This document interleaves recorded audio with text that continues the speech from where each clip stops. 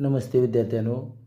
नवोदय प्रवेश परीक्षेसाठी असणारं गणित विषयाचं आणखी एक प्रकरण जे 10वं प्रकरण आहे, त्यातील आपण यापूर्वी 2 तासिकेमधून परिमिती, क्षेत्रफळ आणि नमुना प्रश्न याविषयी माहिती घेतलेली आहे. या तासिकेमध्ये आपण स्वाध्याय 10.1 मधील उदाहरणं सोडवणार आहेत. चला तर पाहूया पहिलं उदाहरण काय आहे ते. 70 मीटर बाजू असलेल्या चौरसाभोवती मिताली धावते आणि 80 मीटर लांबी आणि 50 मीटर रुंदी असलेल्या काटकोन चौकोनाभोवती नुरी धावते. 2 फेऱ्यांमध्ये मिताली आणि नुरी यांनी कापलेल्या अंतरात फरक किती असेल असं विचारलेलं आहे. तर पाहूयात पहिलं वाक्य. समजून घेतलं पाहिजे अगोदर. 70 मीटर बाजू असलेल्या चौरसाभोवती मिताली धावते. हे पहा, अगोदर आकृती तयार करा. या ठिकाणी मी अगोदरच आकृती काढून ठेवलेली आहे. हा चौरस, त्याची बाजू आहे 70 आणि ती या चौरसाभोवती धावते. याचा आकार चौरस आकृती आहे, याच्या भोवती धावते. म्हणजे आपल्याला परिमिती काढावी लागेल का क्षेत्रफळ? तर नक्कीच आपल्याला काय काढावी लागेल? परिमिती. बरोबर आहे. तसंच आणखी सांगितलेलं आहे 80 मीटर लांबी आणि 50 मीटर रुंदी असलेल्या काटकोन चौकोनाभोवती नुरी धावते. बघा, हा आणखी एक चौकोन आहे. काटकोन चौकोन म्हणजे काय असतो बाळांनो? काटकोन चौकोन म्हटलं की आयत असतो. काटकोन चौकोन म्हटलं की कोणती आकृती असते? आयत. आणि या आयताभोवती कोण धावते आहे? नुरी. मुलीचं नाव आहे एक. आणि हे मिताली पण. आता 2 फेऱ्यामध्ये मिताली आणि नुरी यांनी कापलेल्या अंतरात फरक किती? तर आपण अगोदर हे जे चौरसाभोवती धावणारी आहे मिताली, ही किती अंतर धावते ते काढूया. बघा, मग काय करावं लागेल आपल्याला? तर पहिल्यांदा परिमिती काढावी लागेल. परिमिती. मग आपण चौरस आकृतीची परिमिती काढूयात. काय आहे सूत्र तुम्हाला माहीत आहे? 4 गुणिले बाजू. पण जर 4 गुणिले बाजू जरी माहीत नसेल तर परिमिती म्हणजे काय असतं? सर्व बाजूंच्या लांबींची बेरीज. तुम्ही असंही करू शकता, पण आपल्याला माहीत आहे तर लिहूया 4 गुणिले बाजू. मग काय येईल? बाजू म्हणजे बाजूची लांबी. हे 4 गुणिले 70. मग काय येईल? 7 चौक 28, 280. आता एकक नेहमी लक्षात घ्यायचं. परिमितीचं एकक जे दिलेलं आहे तेच एकक येणार आहे. म्हणजे मीटरला मीटरच येणार.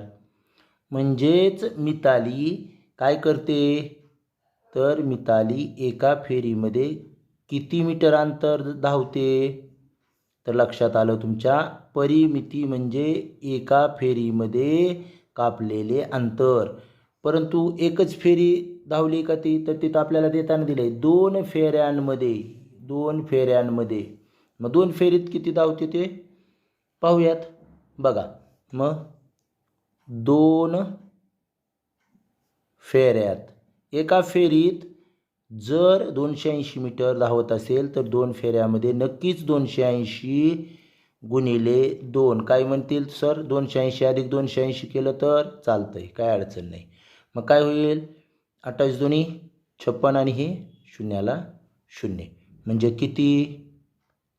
तर 2 फेऱ्यामध्ये मिताली 560 मीटर धावते.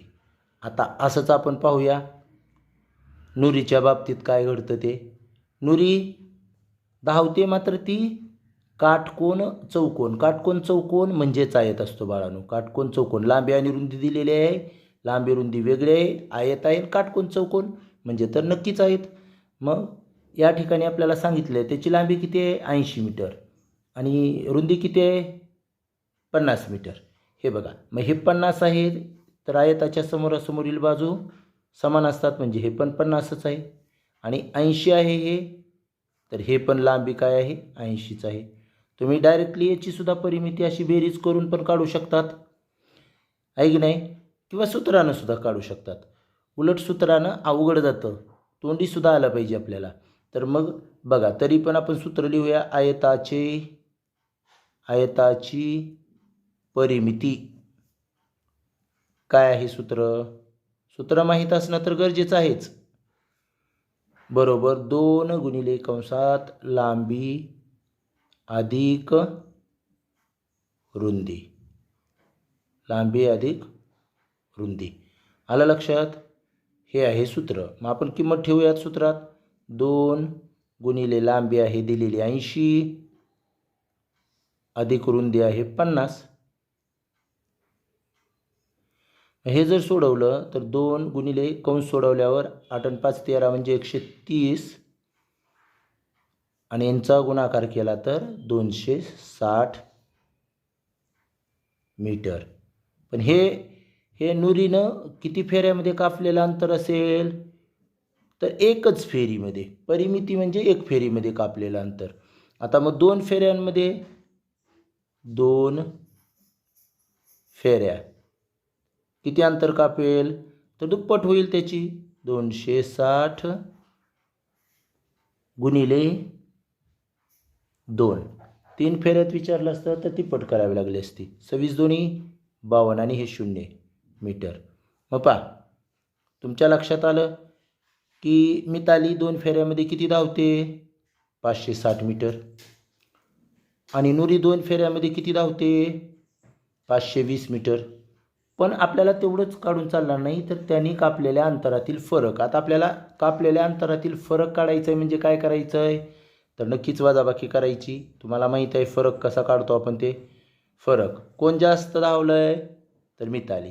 मग मितालीचे 560 मितालीनं कापलेलं अंतर 560 वजा 520 किती आलं पहा 0 4 आणि 0.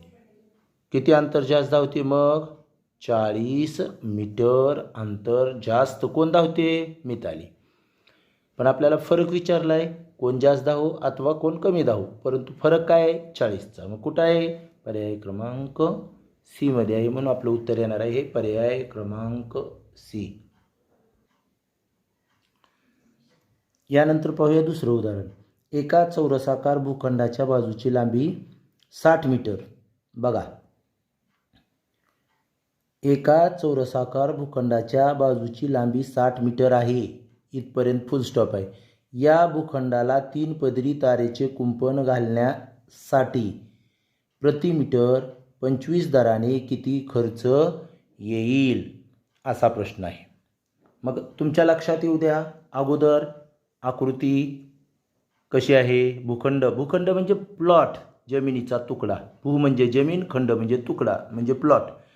आणि प्लॉटची लांबी काय आहे 60 मीटर. त्याचा आकार कसा आहे इथं दिला आहे आपल्याला चौरसाकार. बरोबर चौरसाकार आहे. आणि मग आपल्याला काय करायचं आहे 3 पदरी कुंपण घालायचं आहे. कुंपण घालण्यासाठी काय काढावे लागते रे आपल्याला लक्षात घ्या. कधी पण कुंपणासाठी काय काढावी लागेल परिमिती. कारण कुंपण हे आपण कडेने घालत असतो बरोबर आहे की नाही. म्हणजे परिमिती काढायची हे तर आपल्या लक्षात आलं. ते पण किती पदरी कुंपण घालायचं आहे 3 पदरी कुंपण. आणि मग त्यासाठी प्रति मीटर म्हणजे एका मीटरला 25 रुपये दराने किती खर्च येईल. तर आपल्याला अगोदर त्या भूखंडाची काय काढावी लागेल परिमिती काढूयात. भूखंडाची परिमिती. आता भूखंडाची परिमिती काढायची म्हटल्यानंतर कशी काढणार आकारावरून काढणार. या भूखंडाचा आकार काय आहे चौरसाकार आणि त्याची बाजू दिली. लांबी म्हटलं तरी काही नाही एक बाजूची लांबी म्हणजेच बाजू असते हे लक्षात घ्या. म्हणजे हे 60 मीटर म्हणजे सर्वच काय असणार आहेत 60च मीटर. हे पण 60 हे पण 60 हे सगळे मीटरमध्ये असणार 60 मीटर. हे लक्षात आलं.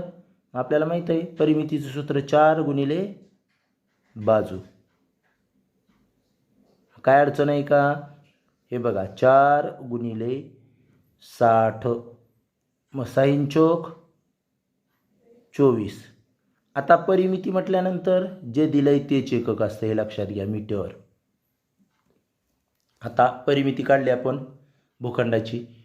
मग परिमिती म्हणजे फक्त एका फेरीत एक पदरी कुंपण करण्यासाठी लागणारी तार आहे. किती पदरी परिमिती म्हणजे फक्त एक फेरी पूर्ण करणे म्हणजे एक पदरी कुंपण.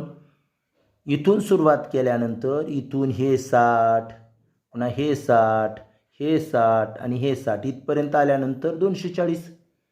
पण एक पदरी करायचे का कुंपण नाही 3 पदरी. ही एक पदरी कुंपणाची तार आहे. मग आपल्याला 3 पदरी कुंपणासाठी लागणारी तार काढावी लागेल. 3 पदरी कुंपणासाठी बघा किती तार लागेल बाळांनो, तर लगेच लक्षात येईल तुमच्या की एक पदरी कुंपण करण्यासाठी 240 गुणिले 3 पदरी करायचं आहे म्हणून 3, मग 24 त्रिक 72 आणि शून्याला शून्य म्हणजे 720 मीटर तार लागणार आहे.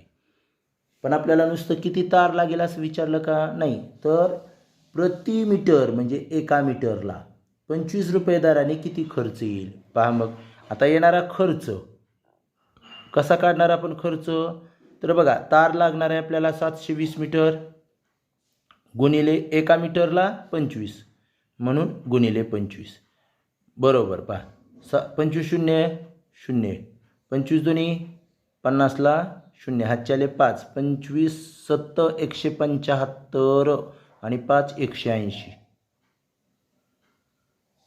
म्हणजे बघा किती खर्च येईल, तर 18,000 रुपये खर्च येणार आहे. आणि असं कुठं आहे आपल्याला दिसतं आहे, तर पर्याय क्रमांक बी मध्ये, म्हणजे दुसरा पर्याय क्रमांक बी हे आपलं उत्तर येणार आहे.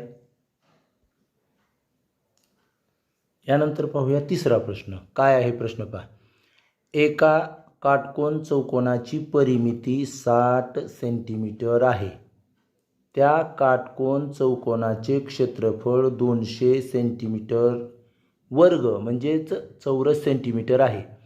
तर त्याची लांबी व रुंदी सेंटीमीटरमध्ये काढा असा प्रश्न आहे. आता पहा आपल्याला एक काटकोन चौकोन म्हणजे मी मगाशी सांगितलं काटकोन चौकोन म्हणजे काय असतो बाळांनो, आयत. यापूर्वी सांगितलेलं आहे. म्हणजे मी या ठिकाणी एक आयताची आकृती काढून घेतली. त्याने 2 कंडिशन दिल्यात आपल्याला. काय?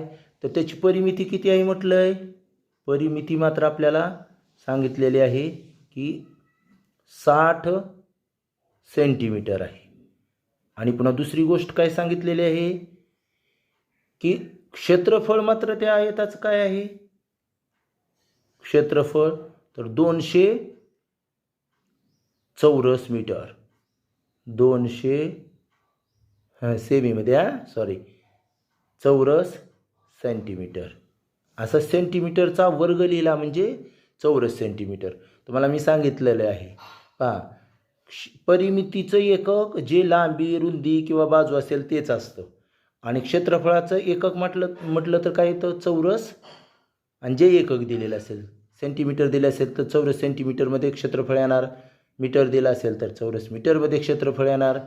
मग कधी कधी चौरस मीटर लिहितात, कधी कधी सेंटीमीटरचा वर्ग म्हणजेच चौरस सेंटीमीटर. आता आपण इथं काय आपल्याला लक्षात घ्यावं लागेल की परिमिती म्हणजे सर्व बाजूंची बेरीज काय आली पाहिजे, त्यांच्या म्हणजे जे चारही बाजू आहेत त्या बाजूची बेरीज काय आली पाहिजे बाळांनो, 60 आली पाहिजे ना, बरोबर आहे की नाही. आणि क्षेत्रफळ म्हणजे त्यांचा गुणाकार काय आला पाहिजे, 200 आला पाहिजे. बरं आता बघा मी पहिला जर विचार केला 11 आणि 19, हे अशा वेळेला पर्यायाकडून जाताना नेहमी कोणता पर्याय आहे हे पाहण्यापेक्षा कोणता पर्याय नाही हे अगोदर कट करून टाकायचं. तरी बघूयात आपण. बघा आता हे 19 या दोन्हीची बेरीज केली समजा, लक्षात घ्या काय आली 30, म्हणजे एक लांबी असते एक रुंदी. हे 19 लांबी इथं लिहायची आवश्यकता नाही, पण तरी पण दाखवतो लिहून. हे 19 घेतलं समजा मी आणि हे 11, तर काय होईल 19 आणि 11 30 आणि 30 आणि 30 60, परिमिती 60 बरोबर होईल. पण क्षेत्रफळ बघा, क्षेत्रफळाचं सूत्र काय आहे बाळांनो, तर नीट लक्षात घ्या. क्षेत्रफळाचं सूत्र आहे काय, लांबी गुणिले रुंदी, म्हणजे 19 गुणिले 11. तर बघा 19 एक 19 हात चाला 1, 19 एक 19 आणि 1 20, म्हणजे क्षेत्रफळ काय येत आहे 209 चौरस सेंटीमीटर क्षेत्रफळ येत आहे. बरोबर आहे की नाही. परिमिती येते, परिमिती काय हे बघा, सगळ्यांची बेरीज. किंवा मी जर असं म्हणलं 2 कंसात लांबी अधिक रुंदी तर 2 गुणिले कंसात, हे सगळं एवढं डिटेल्स सांगायची गरज नाही तुम्हाला. बरोबर.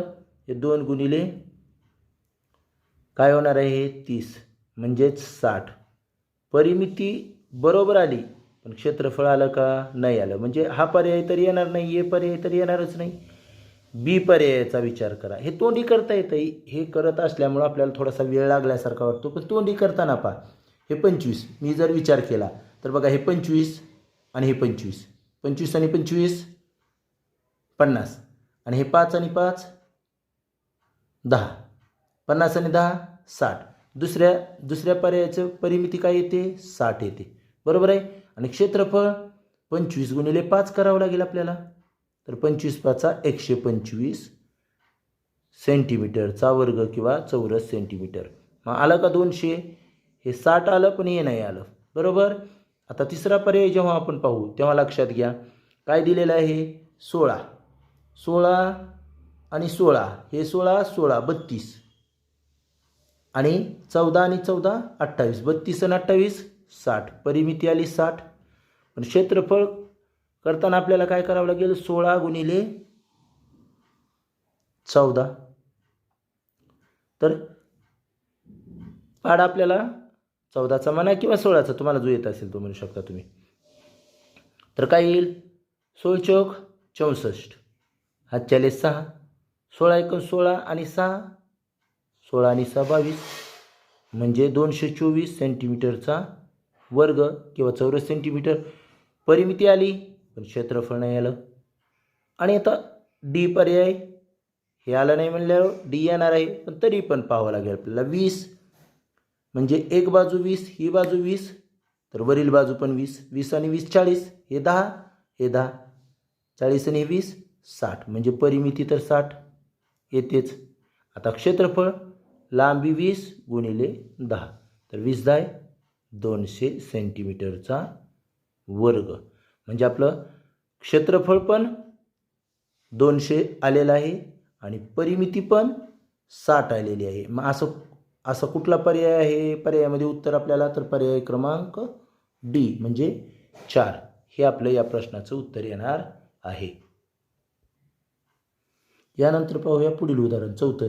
ज्याची परिमिती 48 मीटर आहे अशा चौरसाचे क्षेत्रफळ आहे असं विचारलं आहे आपल्याला. म्हणजे पहा लगेच चौरस काढून घ्यायचा. मी या ठिकाणी काढून घेतलेला आहे.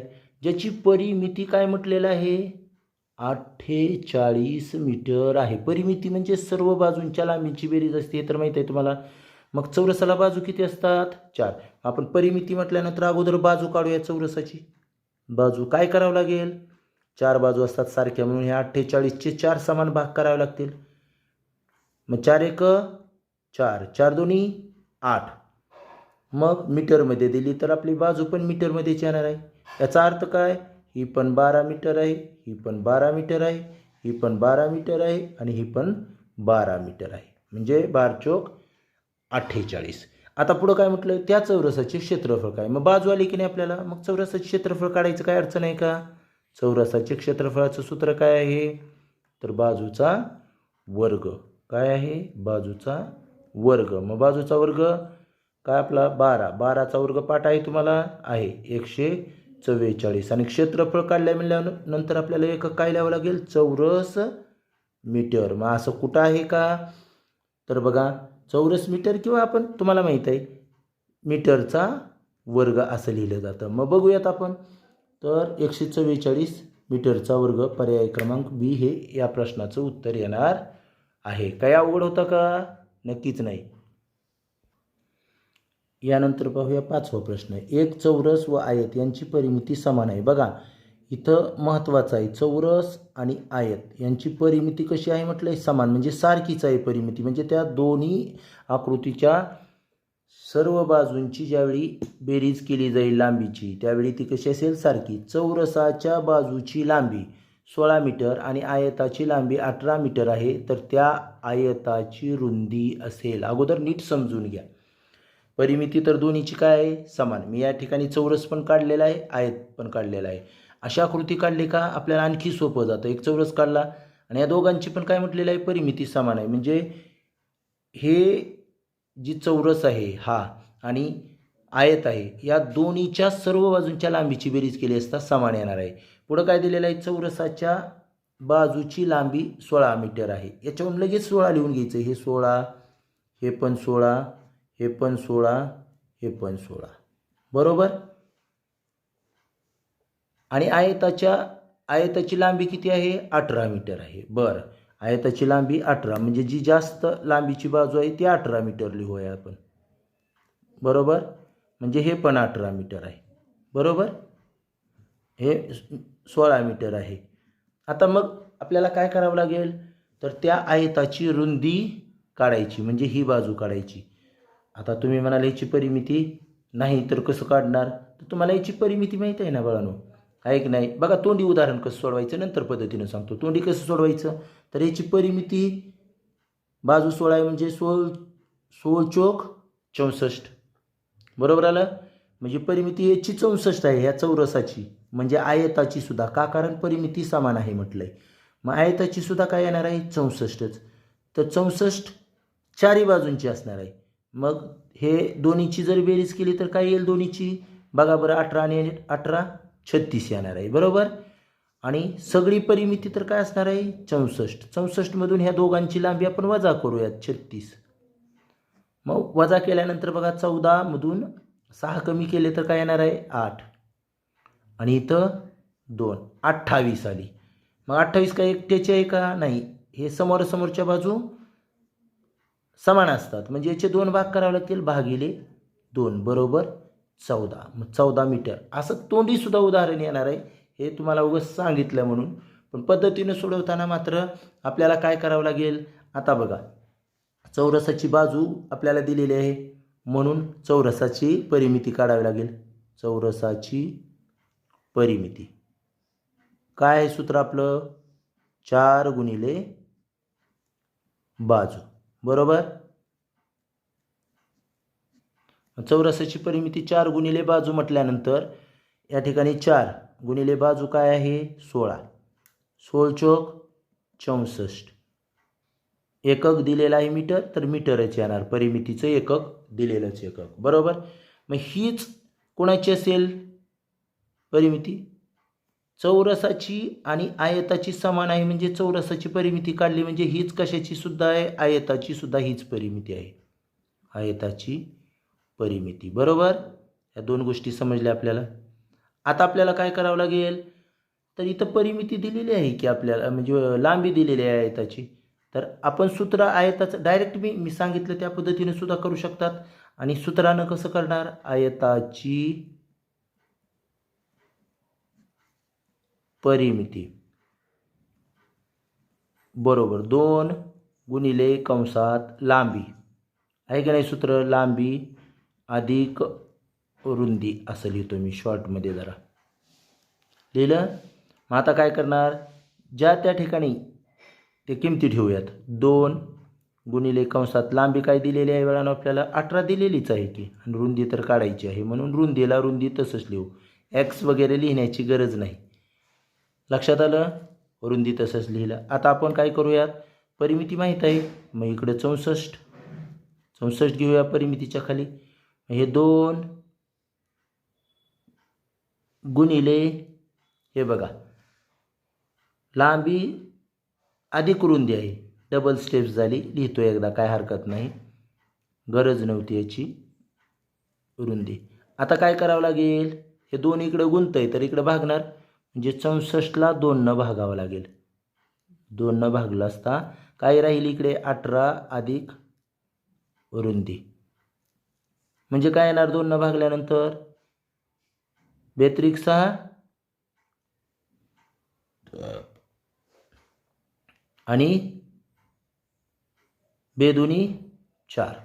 32 बरोबर काय आलं? 18 अधिक रुंदी आलेलं आहे. बरोबर. 18 अधिक रुंदी. मग रुंदी काढायची म्हणून रुंदी याच बाजूला ठेवूयात आपण. आणि इकडं मात्र 32मधून आपल्याला 18 वजा करावं लागतील. आणि 32मधून जर 18 वजा केले तर काय राहणार आहे? तर नक्कीच 14. काय राहणार आहे? 14. म्हणून रुंदी काय आली? रुंदी बरोबर 14 मीटर. असा पर्याय पाहूयात कुठं आहे? तर असा पर्याय आपल्याला पर्याय क्रमांक 2मध्ये दिसतो आहे. आलं लक्षात? म्हणजे बीमध्ये आहे. हे पहा, पण अशी जी उदाहरणं आहेत का तुम्हाला सांगतो, ज्या सूत्रात जाण्यापेक्षा सगळ्यात सोपा मार्ग मी जे सांगितला तो. हे बघा, आपल्याला लांबी दिली म्हणजे आपण परिमिती काढणार, लगेच यांची बेरीज करून 64 झाली. याचे दोघांची समान आहे म्हणजे आयताची पण परिमिती तेवढीच असणार आहे. या दोघांची बेरीज करायची आणि एकूण याच्यामधून बेरीज वजा केली, उरलेला आहे त्याचे 2 समान भाग करा. मग प्रत्येक बाजूच्या आयताच्या जी रुंदी आहे ते आपल्याला मिळणार आहे. आलं लक्षात? यानंतर पाहूया 6वं उदाहरण. चौरसाची परिमिती जर त्याच्या क्षेत्रफळा इतकी असेल तर त्याची बाजू किती असायला हवी असं विचारलेलं आहे. हे बघा, इथं परिमिती जर त्याच्या क्षेत्रफळा इतकी आहे म्हणजे आपल्याला काय दिलेलं आहे त्यांनी, परिमिती जेवढी आहे तेवढेच क्षेत्रफळ आहे. परिमिती आणि क्षेत्रफळ काय आहे, बरोबर आहे असं सांगितलेलं आहे. म्हणजे दोन्ही सारखं आलं पाहिजे. बरोबर आहे की नाही? मग आपल्याला या ठिकाणी काय करावं लागेल, तर पर्यायाकडून जावं लागेल. बघा, हा पहिला पर्याय चौरस आहे. तुम्हाला माहिती आहे चौरसाची परिमिती जर काढत असू आपण, परिमिती आणि क्षेत्रफळ. आता हे पर्यायाकडून जाणारेच प्रश्न असतात काही, त्यापैकी हा प्रश्न. मग बघा, आता पहिला जर पर्याय घेतला तर परिमिती काय होईल, 4 गुणिले 6. कारण आपलं सूत्र काय आहे, 4 गुणिले बाजू. मग काय येईल परिमिती, 24. आता क्षेत्रफळ काय येईल, बाजूचा वर्ग, 4चा वर्ग काय आला, 16. समान आलं का, आलं का, नाही आलं समान. बरोबर. दुसरा बघूयात पर्याय 2. बाजू 2 आहे म्हणल्यानंतर 4 गुणिले 2, 4 दोन्ही 8. क्षेत्रफळ काढूयात, काय आहे, 2 म्हणजे 2चा वर्ग. तर बघा काय येईल, 2चा वर्ग 4. आला का सारखा, नाही आला. हे बघा, या ठिकाणी आपलं थोडंसं चुकलं आहे. 4 गुणिले बाजू आणि बाजूचा वर्ग, बाजू इथं 6 आहे ना, इथं 6चा वर्ग हवा होता. 6चा वर्ग काय येतो, 36. तरी पण सारखं नाही. त्यानंतर तिसरा पर्याय जो आहे, 4 सूत्रातलं गुणिले बाजू पण 4च आहे, 4 चौक 16 आणि 4 बाजू आहे. तर बघा, बाजूचा वर्ग म्हणजे 4चा वर्ग 16. हे मात्र दोन्ही बरोबर आलेलं आहे. पुढचं जरी बघितलं आपण तर 4 गुणिले 8 बाजू, 8 चौक 32 आणि इथं 8 बाजू आहे, 8चा वर्ग 64. बरोबर. मग हे सारखं आहे का, नाही. फक्त काय येईल, पर्याय क्रमांक सी मध्ये परिमिती पण सारखी येईल आणि बाजू पण सारखी येईल. म्हणून आपलं उत्तर येणार आहे पर्याय क्रमांक सी. आलं का लक्षात? यानंतर 7वा प्रश्न पाहूयात. एका आयताकृती जमिनीची लांबी तिच्या रुंदीच्या दुप्पट आहे. 8 मीटर बाजू असलेल्या चौरसाकृती पोहण्याच्या तलावाने त्या भूखंडाचा 1/8 भाग व्यापला आहे. तर त्या भूखंडाची लांबी किती असेल? नीट लक्षात घ्या, हा प्रश्न जरा समजायला अवघड आहे. थोडं नीट समजून घ्या. आपल्याला पहिल्यापासून पुन्हा एकदा प्रश्न वाचल्यानंतर काय सांगितलं हे समजून घ्या. एका आयताकृती जमिनीची लांबी तिच्या रुंदीच्या दुप्पट आहे. म्हणजे बघा, लगेच मी आयताकृती जमीन काढून घेतली. या ठिकाणी तिची लांबी दुप्पट आहे म्हणजे ही जी रुंदी आहे तिच्यापेक्षा दुप्पट लांबी आहे. म्हणजे हे 2 असेल तर हे 4 आहे, हे 4 असलं तर हे 8 आहे, हे 8 असलं तर हे 16 आहे, हे 16 असलं तर हे 32 आहे. एवढं तर लक्षात आलं. त्यानंतर 8 मीटर बाजू असलेल्या चौरसाकृती बघा पोहण्याच्या तलावाने त्या भूखंडाचा 1/8 भाग व्यापला आहे. मग या जागेवर एक तलाव काढलेला आहे. तलाव माहीत आहे की पोहण्याचा, आणि तो कसा आहे, चौरसाकृती आहे. बघा त्याचा आकार आहे चौरसाकृती तलाव.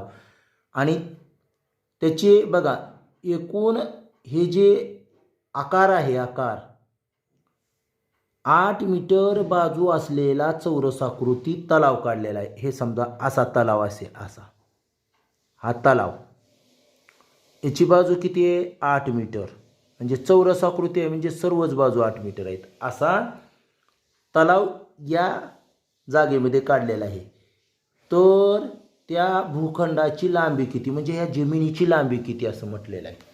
तर आपण 1/8 म्हणजे 1/8 भाग व्यापला आहे.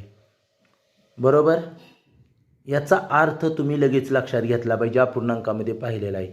त्या जागेच्या 8 समान भागापैकी समान भाग आणि त्याच्यापैकी 1 भाग व्यापला आहे. किती भाग व्यापला आहे? 1. तर मी तुम्हाला या आकृतीमध्ये त्या पद्धतीने तयार करून दाखवतो. बघा, एक रेषा ओढल्यानंतर किती भाग झाले? 2 भाग झाले. यानंतर उभ्या 3 रेषा ओढल्या. आता बघा बरं, ह्या जमिनीचे किती समान भाग केले मी? 1/8 म्हणजे 8 भाग केले की नाही? 1 2 3 4 5 6 7 आणि 8 भाग केले. बरोबर. मग त्यापैकी 1 भाग हा तलावाचा आहे. म्हणजे बघा, समजा या कोपऱ्याला आपण तलाव घेतला, कुठेही घेतला तरी चालतो, असं काही नाही. पण चौरसाकृती आहे, म्हणजे हे पण 8 आहे, हे पण 8 आहे, हे पण 8 आहे आणि हे पण 8 मीटरच आहे. हा झाला आपला तलाव. बरोबर. मग तलाव एकूण 8 भागापैकी 1 भाग त्या तलावानं व्यापलेला आहे, समान भाग केल्यानंतर. आणि त्याची लांबी किती आहे बाळांनो? 8 मीटर. चौरसाची बाजू कशी घेतली तर 8. तर आपल्याला काय विचारलंय? तर भूखंडाची लांबी काढा. लांबी म्हणजे ही जास्त बाजू असणार आहे. बरोबर. म्हणजे हे 8 असणार, हे 8, तर हे सुद्धा 8च असणार, हे सुद्धा 8च मीटर असणार, हे सुद्धा 8च मीटर असणार. मग लांबी आली आपली, हे 8 8 8 8 म्हणजे 8 चोक 32. म्हणजे लांबी काय येणार आहे? लांबी बरोबर 8 गुणिले 4 भाग पडले तसे 8 चोक 32 मीटर आलेली आहे. आता बघा, आपल्याला जर विचारलं असतं रुंदी किती, तर आपल्याला रुंदी पण काढता आली असती ना. इथं 1 आणि इथं 1, हे 8 रुंदी म्हणजे हे. मग रुंदी जर विचारली असती तर रुंदी आली असती आपली 8 गुणिले 2. उभे 2 भाग पडतात, 8 दुनी 16 मीटर. बरोबर आहे. तर आपल्याला त्याचं क्षेत्रफळ बी काढायला सांगितलं असतं तरी काढता आलं असतं. परिमिती बी म्हटलं असतं तर काढता आलं असतं. परिमिती किती आली असती बाळांनो? हे वरचं किती येणार आहे? लांबी 32, खालची 32. 32 आणि 32 64. बरोबर. आणि रुंदी ही 16 आणि ही 16. 64 आणि 16. बरोबर. त्यांची बेरीज परिमिती आली असती. क्षेत्रफळ काय आलं असतं?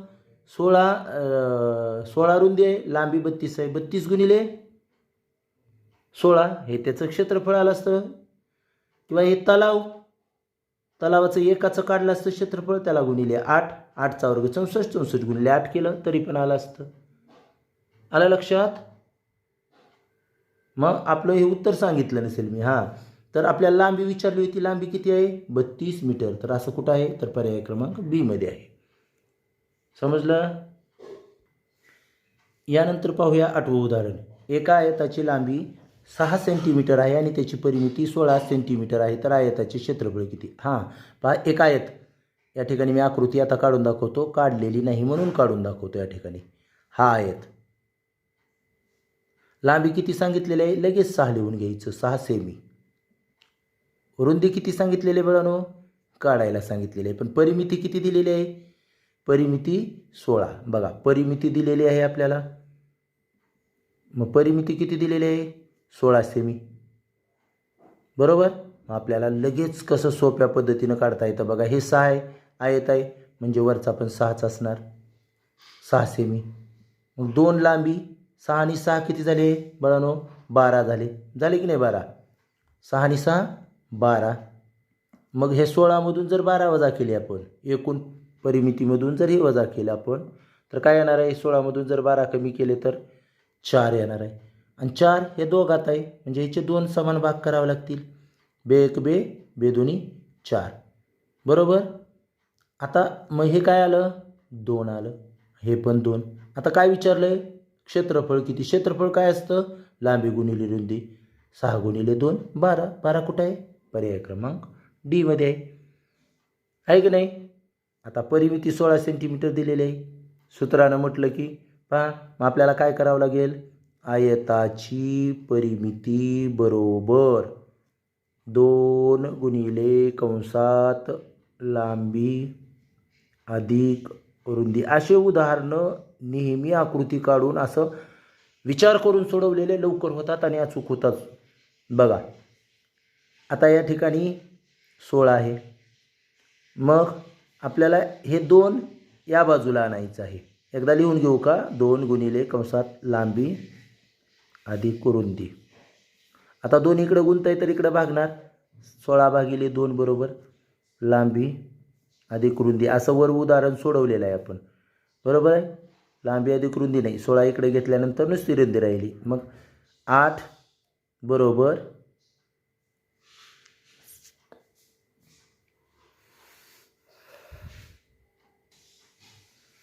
या ठिकाणी आपण लांबी लिहायला हवी 6 अधिक रुंदी. 6 अधिक रुंदी बरोबर या ठिकाणी 8 आलेलं आहे आपलं. 6 आहे ना दिलेले आपल्याला लांबी. आता काय करावं लागेल हे 6 इकडं वजा करावं लागेल. 6 वजा 8 वजा 6 बरोबर रुंदी. मग आपली रुंदी काय आली म्हणून रुंदी बरोबर 2 मीटर. आता 2 मीटर आल्यानंतर सेंटीमीटरमध्ये आहे तर सेंटीमीटरच बरं का. एकक चुकायचं नाही. सेंटीमीटर आहे तर सेंटीमीटरच. मग आता आपल्याला काय करावं लागेल क्षेत्रफळ विचारलं आहे. क्षेत्रफळाचं सूत्र आहे लांबी गुणिले रुंदी. क्षेत्रफळ बरोबर लांबी गुणिले रुंदी. लांबी काय 6 गुणिले रुंदी काय 2. 6 दुने 12. पण एकक मात्र काय असणार चौरस सेंटीमीटर आहे की नाही किंवा सेंटीमीटरचा वर्ग.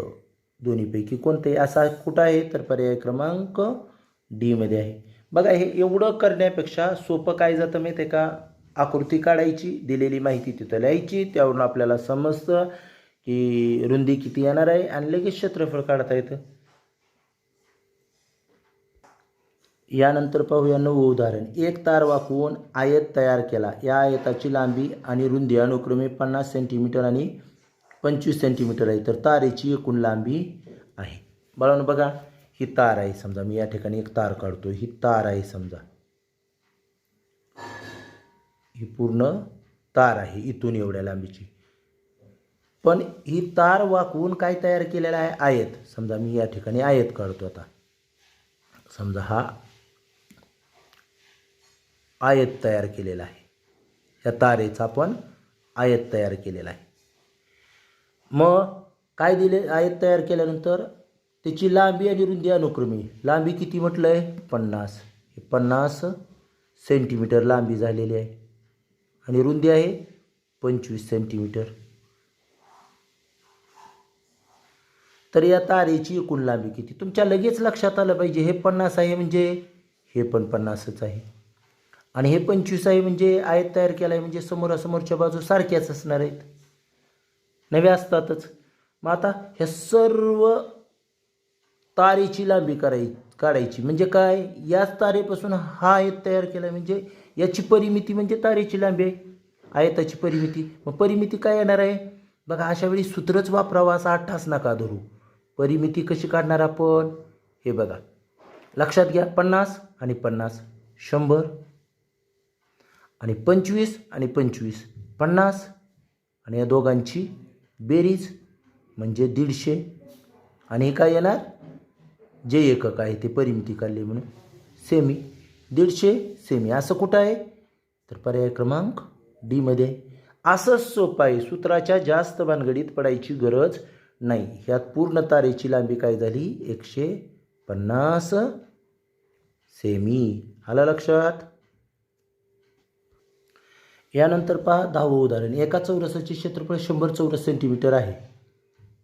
100 चौरस मीटर आहे तर त्याची परिमिती किती. तर बघा एक चौरस आहे याचं क्षेत्रफळ दिलं आहे चौरस, म्हणजे सगळ्या बाजू सारखे असणार आहेत. क्षेत्रफळ 100 दिलेलं आहे. 100 आपल्याला माहिती आहे चौरस क्षेत्रफळ म्हणजे बाजूचा वर्ग. मग हे 100 कशाचा वर्ग आहे? 10, म्हणजे बाजू आपली 10 येणार आहे. सगळ्याच बाजू 10 असणार चौरस आहे म्हटल्यानंतर. आता काय विचारलं आहे तर त्याची परिमिती किती? 10, 20, 30, 40. उत्तर कुठं आहे बघा? पर्याय क्रमांक 1. काय अवघड आहे का? काहीच अवघड नाही. पण आता सूत्रानं सोडवायचं म्हटलं की काय होतं बा, वेळ पण जातो आणि कसं सोडवायचं ते पहा. चौरसाचे क्षेत्रफळ दिलेलं आहे आपल्याला, आहे का नाही? किती दिलेलं आहे? 100. मग सूत्र काय आपलं क्षेत्रफळाचं चौरसाच्या? तर बाजूचा वर्ग. मग बघा, मग इथं बाजूचा वर्ग बरोबर 100 आहे.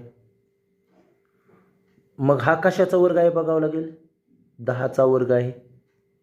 10चा वर्ग आणि या बाजूला आलं बाजूचा वर्ग. दोन्ही बाजूला जर वर्ग वर्ग असेल तर कटवून टाकायचं, म्हणजे बाजू काय आली त्याची? 10 मीटर बाजू आली, बरोबर? मग हेच तर आपण केलं होतं ना, वर्ग असतो. ह्या गोष्टी लक्षातच आल्या पाहिजे बाबा. चौरसाचं क्षेत्रफळ बरोबर बाजूचा वर्ग. मग 100 दिला म्हणजे 100 कशाचा वर्ग आहे? तर 10चा. 10 बाजू आली. आणि परिमिती काढायची. परिमितीचं सूत्र तुम्हाला माहीत आहे. परिमिती म्हणजे 4 गुणिले बाजू किंवा सर्व बाजूंच्या लांबीची बेरीज. म्हणजे आपल्याला 4 गुणिले 10 करावं लागेल. 10 चौक 40, एकक मीटरला मीटर. असं कुठं आहे? तर पर्याय क्रमांक ए मध्ये आहे. म्हणून आपलं उत्तर येणार आहे पर्याय क्रमांक ए. यानंतर पहा 11वं उदाहरण. पुढील आकृतीमध्ये जाजमाची परिमिती किती? जाजमाची म्हणू द्या, काही म्हणू द्या, आपल्याला या दिलेल्या आकृतीची परिमिती काढायची, हे लक्षात घ्या. मग परिमिती म्हणजे काय असतं? सर्व बाजूंच्या लांबीची बेरीज, बरोबर आहे की नाही? मग आपल्याला इथं मी डायरेक्ट परिमिती लिहितो. आता हा नियमित आकार नाही असं धरून आपण परिमिती काढूयात, काय अडचण नाही. सूत्र काय वापरायची गरज नाही. आता बघा, परिमिती काढताना काय करतो आपण? हे बघा, नीट लक्षात घ्या. हे 5 आहे. आपण खालून सुरुवात करू. 5, तर हे मी 5 लिहिलं. अधिक हे 1 आहे, 1 मीटर, म्हणून हे 1 लिहिलं. अधिक बघा, आता हे माहीत नाही. बरं, हे काय माहीत नाही ते पुन्हा लिहूयात. पुन्हा पहा, इकडची बाजू ही 3 मीटर आहे, 3 लिहिलं. अधिक या ठिकाणी इथपर्यंतच 2 आहे आणि इथलं इकडं 1 आहे, म्हणजे इथं सुद्धा काय आहे? 1 आहे. म्हणजे ही टोटल काय येणार आहे? 3, बरोबर. आता राहिलं काय? तर फक्त ही बाजू राहिली. ही किती असेल? तर सगळ्यात तुमच्या गोष्ट लक्षात घ्या, ही टोटल 5 आहे इथपर्यंत. मग इथं जर असं थोडंसं लक्षात घेतलं तर इथपर्यंत 3 आहे, इथून पुढचा भाग 2 आहे, म्हणजे हे पण 2 आहे. अधिक 2, हे किती आहे? 2. का? कारण हे टोटल इथून ते इथपर्यंत 5 आहे, म्हणजे इथून इथवर 3 आहे, म्हणजे इथून पुढं 2 असणारच आहे. या सगळ्याची बेरीज केली आपण, नीट लक्षात घ्या. या सगळ्यांची जर बेरीज केली आपण तर काय येणार आहे? 5 आणि 1 6, 6 आणि 6 12 आणि 2 14. काय झालं बघा, हे 5 आणि 1 6, 6 6 आणि 12 आणि 2 14. आपल्या पर्यायात दिसत आहे का? नाही. हे बघा, आपण घेताना हे 5 घेतलं. बघा कशी चूक होते ते. हे 5 घेतलं, त्यानंतर हे 1 घेतलं, म्हणजे ही बाजू ज्याला जे घेतलंय ते ही बाजू घेतली, बरोबर. 5 ही बाजू घेतली, 1. त्यानंतर 3 घेताना मी कुठली घेतली म्हटलं? हे बघा, ही टोटल 3 घेतली. ही पण झाली, ही पण झाली. हे पण 3, हे 3, हे 2 घेतले आणि ही बाजूच घेतली नाही ना. पण ही बाजू किती असेल रे बाळांनो? इकडं 2 आहे, म्हणजे इथं पण 2, ही 2, म्हणजे अधिक 2. मग बघा, 5 6, 6 आणि 3 9, 9 3 6 आणि 3 9, 9 3 12 आणि 12 आणि 4 16. 16 तर आलंच आपलं. पण आता इथं घोळ आहे. 16 16, इथं 16 मीटर आहे, इथं 16 मीटरचा वर्ग आहे. तर काय येईल इथं? तर परिमिती म्हटल्यानंतर नुसतं मीटर येणार, स्क्वेअर मीटर येणार नाही, चौरस मीटर येणार नाही. म्हणून पर्याय क्रमांक 1 हे आपलं उत्तर आहे. यानंतर पाहूया शेवटचा प्रश्न. सोबतच्या आकृतीचे क्षेत्रफळ आहे. पुस्तकात असाच प्रश्न आहे. मी खालील म्हणायला पाहिजे होतं, असं का? ठीक आहे. बघा, मग ही आकृती आहे बरोबर. तर मी सांगितलेलं आहे की या आकृतीचं क्षेत्रफळ काढायचं म्हटल्यानंतर तुम्ही दिलेल्या आकृतीचे, आता काय रेखांकित करून दिलेलं नाही, छायांकित करून दिलेलं नाही, काही नाही, फक्त आपल्याला जशी दिली त्या आकृतीचं क्षेत्रफळ काढायचं आहे. आता आपल्याला या ठिकाणी 3 पार्टमध्ये ही आकृती डिवाईड झालेली दिसते. पहिला मधला घेऊ, भाग 1 म्हणायचं, याला म्हणूया भाग 2 आणि याला म्हणूया भाग 3. ओके. आता एकाचं क्षेत्रफळ काढायचं आहे. बघा, तोंडीसुद्धा काही गोष्टी काय कराव्या लागतात. हा भाग कसा आहे, मधला एक चौरस क्षेत्रफळ बरोबर काय, तर बाजूचा वर्ग काय आहे, याची बाजू 12 आहे बरोबर आहे की नाही. मग 12चा वर्ग 144 बरोबर आहे की नाही, 144. दुसरं काय, हे त्रिकोण काय, बघा त्रिकोणाचे क्षेत्रफळ सूत्र 1/2 गुणिले पाया गुणिले उंची. पाया कुठं आहे, हे बघा इथूनच एवढा त्रिकोण, त्याचा पाया 4 गुणिले उंची म्हणजे 1/2 गुणिले पाया गुणिले उंची. ही टोटल आहे उंची, ही 12 आहे म्हणजे हे सुद्धा 12 आहे. ही उंची आहे, ही उंची, इथं ही उंची असणार 12. मग इथं जर पाहिलं तर याचं क्षेत्रफळ काय येणार आहे, 1/2 गुणिले पाया गुणिले उंची. तर त्याला 2 न भागलं की इथं 2 येणार, 12 2 24 आणि इकडचं पण 24 येणार. हे 24 आणि हे पण 24. आपण बघूयात यांची बेरीज. 4 त्रिकोण 12, हातचाला 1 आणि हे 4 आणि 4 8 आणि 1 9 आणि 1 आणि हे काही क्षेत्रफळ काढले म्हणल्यावर चौरस सेमी. असं कुठं आहे, पर्याय क्रमांक 3 मध्ये. हे तोंडी आले की नाही आपल्याला. आणि पद्धतीनं सोडवायचं म्हणल्यावर भाग 1 चे क्षेत्रफळ बरोबर. भाग 1चा आकार काय, चौरसाचे क्षेत्रफळ बाजूचा वर्ग. बाजू सगळं सूत्र लिहू का, एवढं सूत्र लिहित बाजूचा वर्ग. मग बाजू काय, 12, 12चा वर्ग 144. क्षेत्रफळ काढलं म्हणून चौरस सेमी. ओके, काय अडचण आहे का, काय अडचण. भाग 2चे क्षेत्रफळ, भाग 2चे क्षेत्रफळ. आकार त्रिकोणाचं सूत्र काय, 1/2 गुणिले क्षेत्रफळाचं पाया गुणिले उंची.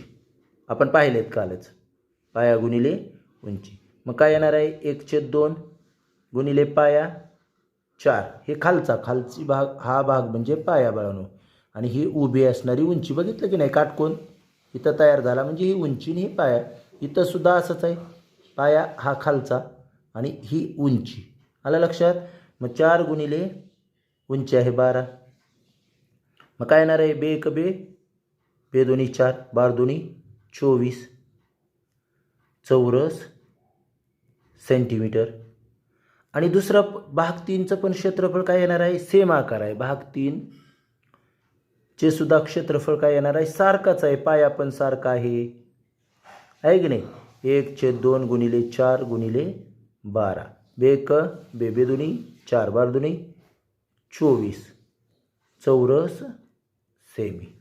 आणि आता ह्या सगळ्यांची बेरीज बरोबर काय आहे, सगळ्यांची बेरीज येणार आहे. बघा, 144 वर करून दाखवलेलीच होती मी, 24 आणि पुन्हा 24,